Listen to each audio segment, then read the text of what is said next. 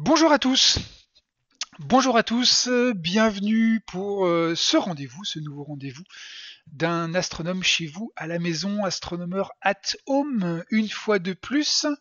Alors avec un petit changement par rapport à ce qu'on avait prévu hier, c'est les aléas de la technique.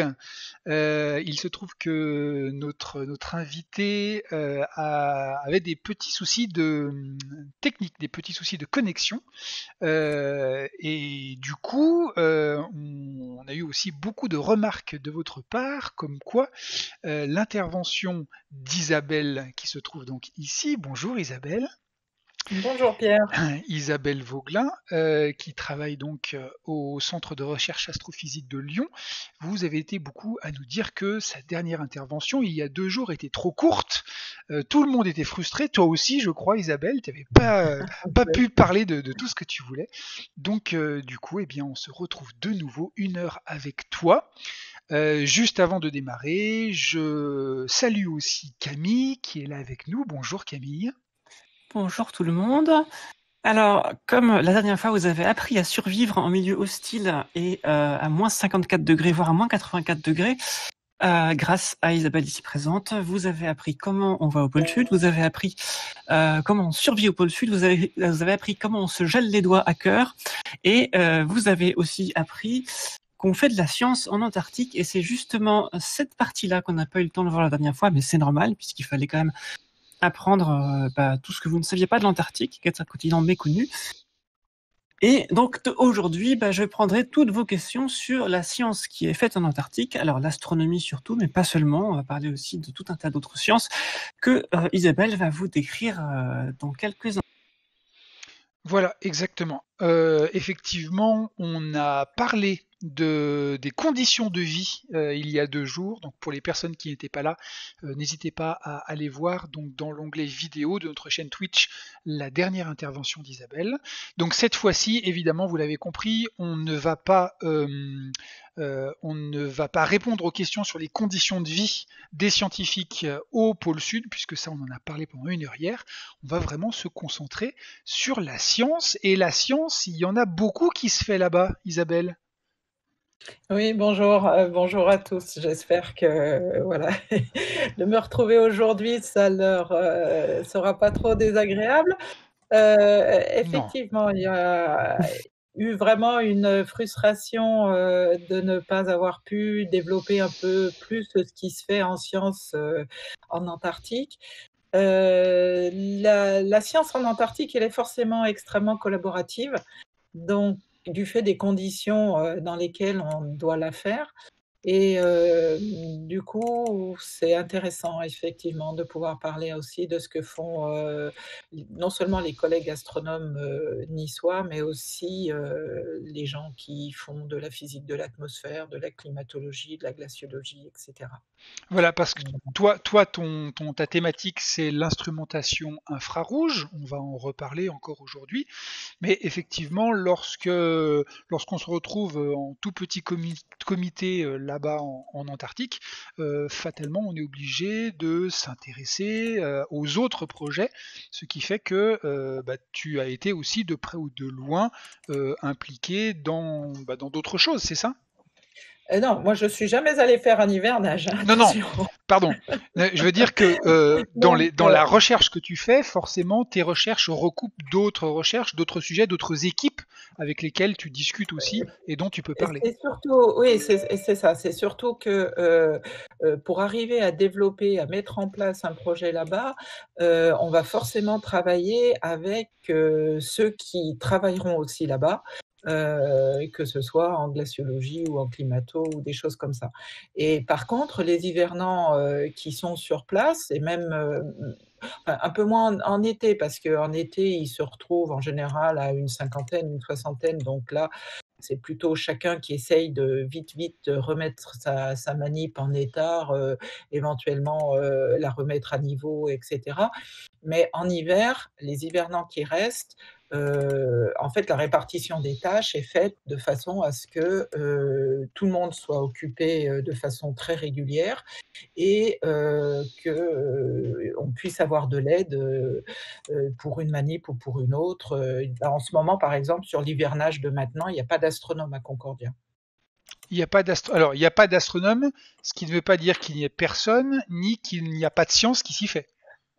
Non, non, bien sûr, il n'y a pas d'astronome, mais Astep, on va le voir tout à l'heure, Astep va continuer à tourner pendant l'hiver, ça c'est sûr.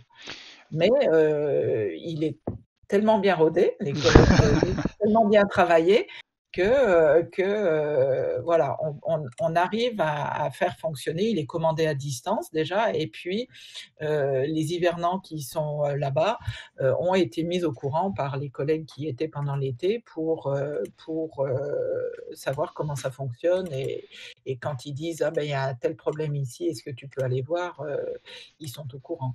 D'accord.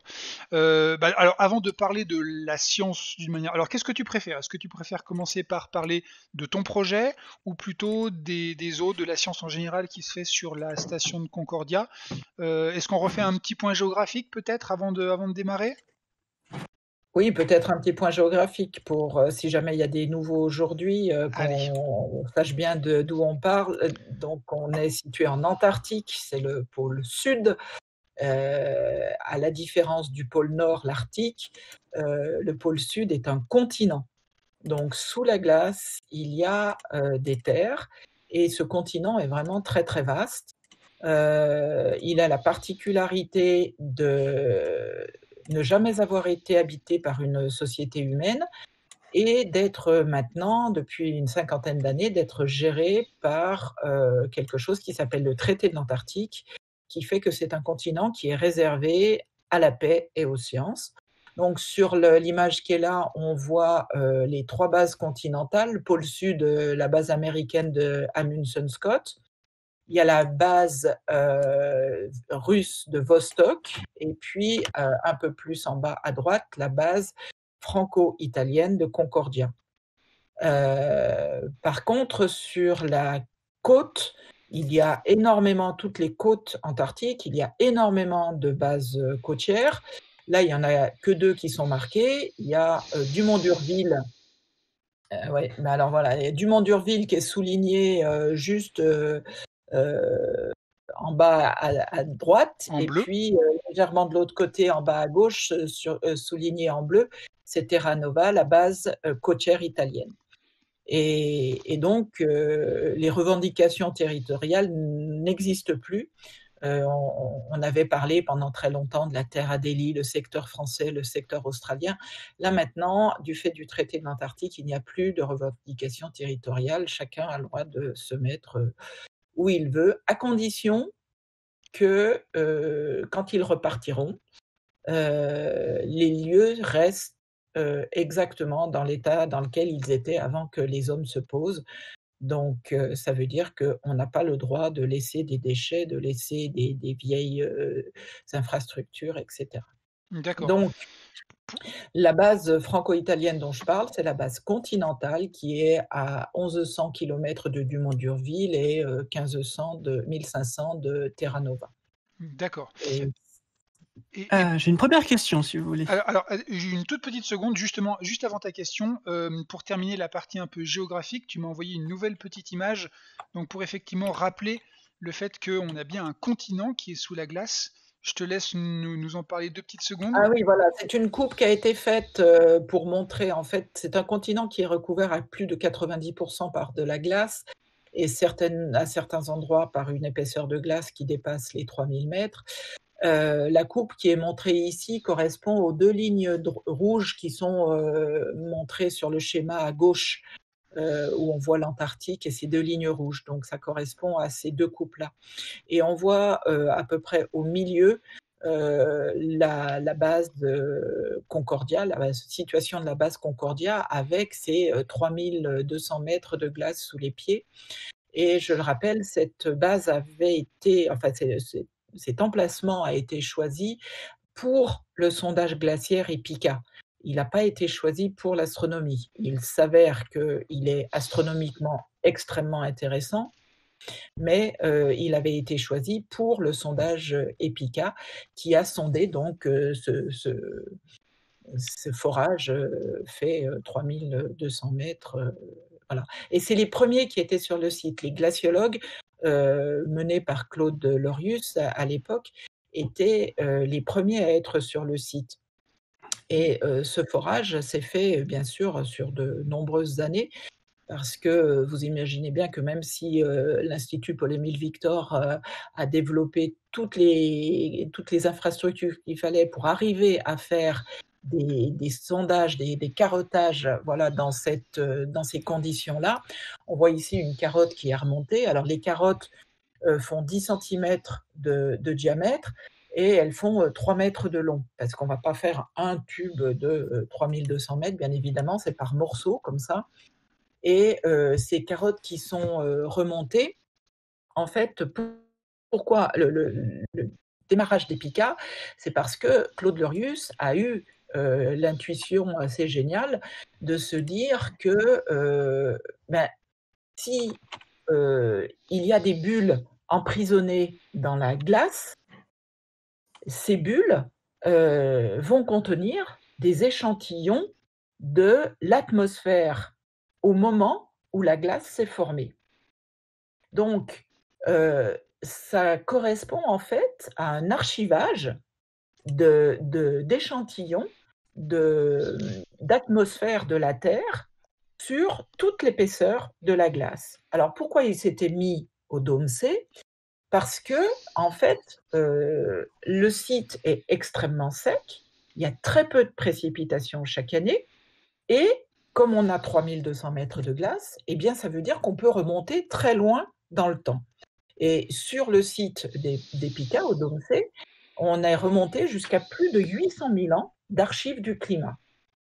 D'accord. Et en plus, alors donc, il faut qu'il y ait peu de précipitations, mais il faut aussi que la glace va avoir toujours tendance à fluer. Les glaciers, ils bougent en fonction du relief. Ils coulent un peu comme des rivières, beaucoup plus doucement, mais ils coulent quand même.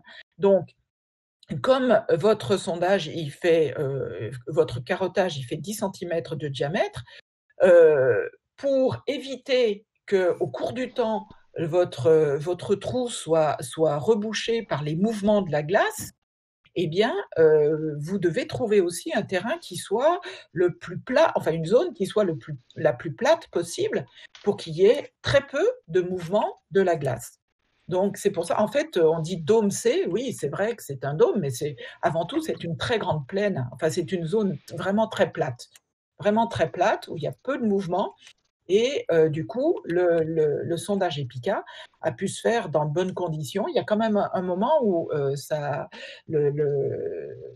la tête, la foreuse, a été bloquée. Donc, il a fallu refaire un trou à côté. Mais voilà, il faut trouver des conditions particulières pour réussir à faire ces sondages dans la glace. Et c'est quelque chose qui a été vraiment extrêmement riche parce que ça a permis de remonter sur, étudier tous les climats passés sur près de 800 000 ans et mettre en évidence en particulier les conditions actuelles qui sont vraiment totalement inédites sur les 800 000 dernières années. D'accord, on y reviendra certainement. Justement, je pense que après cette introduction, il y a déjà des questions qui commencent à se poser.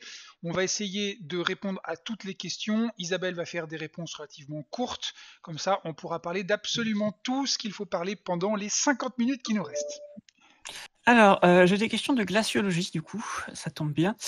On a toute une discussion entre 3 personnes, The Slucky et Nasvideo, et Lionel, autour de la fonte de l'Antarctique. Question un petit peu terrifiée de The Slucky. Est-ce que ça va fondre entièrement avec le changement climatique ? Est-ce que on a par exemple Yannis Vidéo qui nous parle du Groenland. On a Lionel qui nous parle. Voilà, non, c'est The Slucky qui nous parle du Groenland. Et on aussi Lionel qui nous parle de faire du stockage de carottes alpines en Antarctique à cause du réchauffement climatique. Voilà. Qu'est-ce que tu peux nous en dire de tout ça, comment la science est perturbée en glaciologie avec le réchauffement climatique en Antarctique? Alors la glaciologie est largement perturbée, mais en fait, la glaciologie sert à montrer, à démontrer, l'ampleur du réchauffement climatique. Et alors il y a plusieurs choses qui sont vraies dans ce qui a été dit. D'une part, il est effectivement question d'envisager de mettre, à l'abri en Antarctique les carottes glaciaires qui ont été faites sur les glaciers, des latitudes, normales, on va dire, comme les glaciers alpins. Parce qu'effectivement là-bas, la conservation est très facile à faire, comme il y a, sous Concordia, il y a une carothèque en fait, toute une cave qui a été creusée pour pouvoir, stocker ces 3 kilomètres, presque 3 kilomètres et demi de carottes. Et d'apporter là-bas les carottes alpines permettrait de les garder, sans avoir besoin de dépenser de l'énergie supplémentaire, étant donné que là, la glace est à des températures, très basses. Elle est à presque -50 degrés, je crois, quelques mètres sous la surface. Et du coup, conserver les carottes, alpines dans ces conditions, alpines ou andines ou même himalayennes, hein, parce que, hélas, les glaciers sur toute la surface du globe sont menacés. C'est vrai qu'il en est question. Je ne sais pas exactement si ça va être fait ou pas, mais je sais qu'il en est question, effectivement. Ah, le transport va être compliqué du coup, j'imagine. Beh, il faudra le mettre, le maintenir, les maintenir dans une température très, très basse pendant, tout le temps du trajet, effectivement. Mais à la limite, c'est plus facile que de garder, des chambres froides à -30, -40, à Grenoble ou ou à Santiago du Chili, hein. C'est pas Isabelle, j'ai lu il y a pas longtemps une étude qui disait justement, on parlait de est-ce qu'il peut ne plus y avoir de glace en Antarctique. J'ai lu il y a pas longtemps une étude qui disait qu'on avait découvert il y a pas longtemps des fragments fossiles de grenouilles qui dataient de 40 millions d'années, ce qui veut dire que le continent antarctique n'a pas toujours été recouvert par des kilomètres et des kilomètres de glace. Ah non, pas du tout, parce qu'effectivement, la dérive des continents font que, il est là où il est depuis à peu près effectivement 30-35 millions d'années. Donc, avant, il était beaucoup plus près de l'Inde. Il est vraiment descendu, au pôle comme ça, depuis, ces derniers, on va dire, 40 à 50 millions d'années. Donc on est encore Et tranquille au froid pendant 10 à 20 millions d'années au moins sûr quoi. tout ça va dépendre de l'attitude des hommes face au réchauffement climatique. Parce que l'autre question qui concernait la fonte de l'Arctique, oui, la fonte de l'Arctique est prévue, hélas, et pour dans moins de 20 ans. Dans moins de 20 ans, l'Arctique sera complètement fondu en hiver, il n'y aura plus de banquise, avec tous les problèmes que ça va poser pour toutes les espèces qui vivent là-bas, et depuis les plus petites jusqu'aux plus grosses, hein, parce que l'ours blanc est très emblématique, mais le problème du plancton et du phytoplancton qui a besoin de la glace pour s'agripper, pour se développer, ça va vraiment, vraiment poser des problèmes énormes. Et on sait, ça c'est...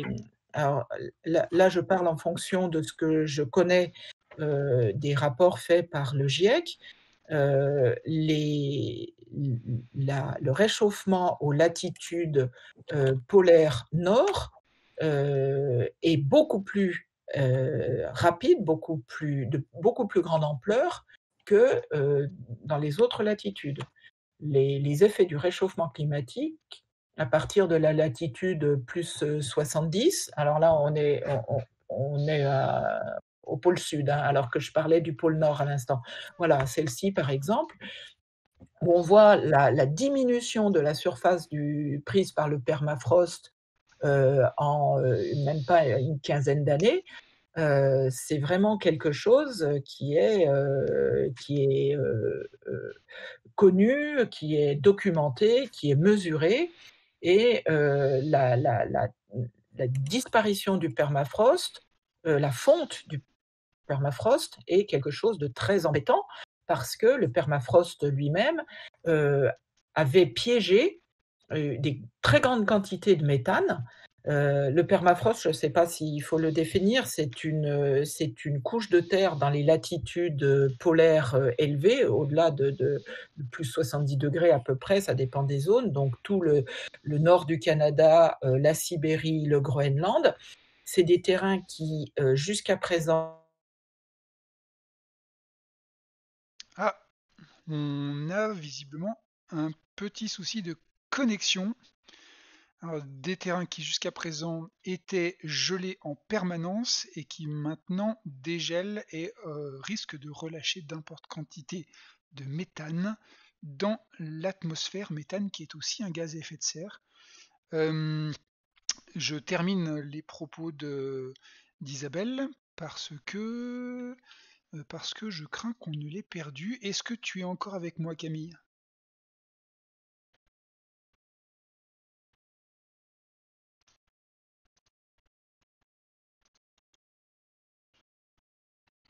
Est-ce que Camille, Isabelle?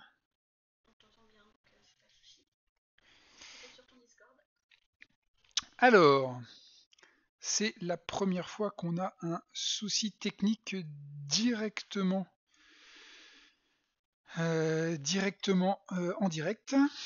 C'est un petit peu embêtant. Est-ce qu'on peut me confirmer que vous m'entendez encore dans le chat, s'il vous plaît?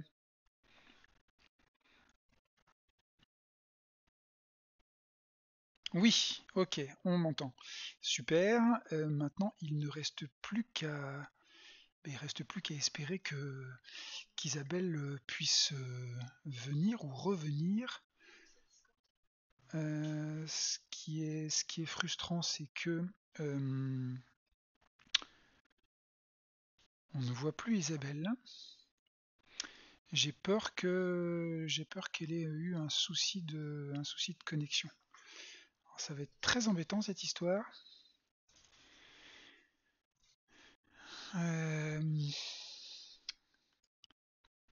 Bon, alors, non seulement j'entends plus Isabelle, mais j'entends plus Camille non plus. Voilà, c'est les aléas du direct. Alors, ce que je vais faire, c'est que je vais essayer de retrouver Isabelle et de retrouver Camille. Pour ça, je vais devoir couper la retransmission quelques minutes. Je vais vous demander d'attendre 2 petites minutes. Je vais couper le stream et je le redémarre dans quelques minutes dès que j'aurai retrouvé tout le monde sur Discord. Je suis absolument désolé pour ce petit souci. On va essayer de faire ça le plus vite possible. Donc Et on je t'entends. coupe et on se retrouve dans quelques minutes.